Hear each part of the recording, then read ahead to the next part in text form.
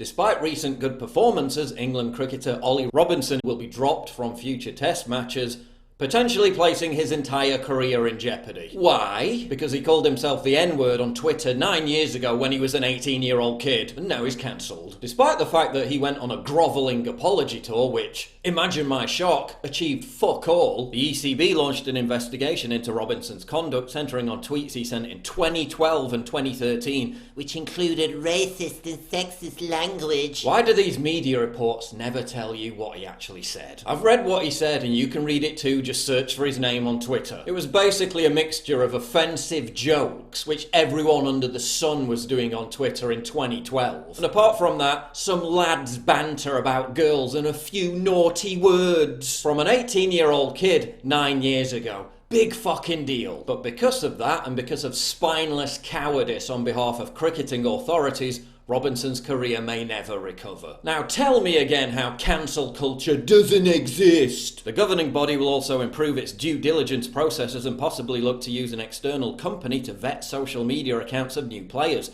The ECB plans to step up its collaboration with the Professional Cricketers Association on education programmes. Translation: they're going to employ a retroactive witch-finder general to dig up any historical thought crimes, while forcing everyone else to take critical race theory, re-education, brainwashing classes. The ECB is particularly keen to take action given its anti-discrimination campaign that saw England's players line up wearing t-shirts with messages in a moment of unity before play on Wednesday. Robinson impressed in taking 2 more wickets on his Test debut on Thursday, ending with figures of 4 for 75, but the England and Wales Cricket Board is understood to be determined to make an example of him as it tries to root out discrimination in cricket. What discrimination? Literally, what discrimination? What discrimination exists in the world of cricket that prevents minorities from excelling if they're good enough? Did discrimination stop Moeen Ali and Adil Rashid? Did Ollie Robinson's teenage tweets stop him?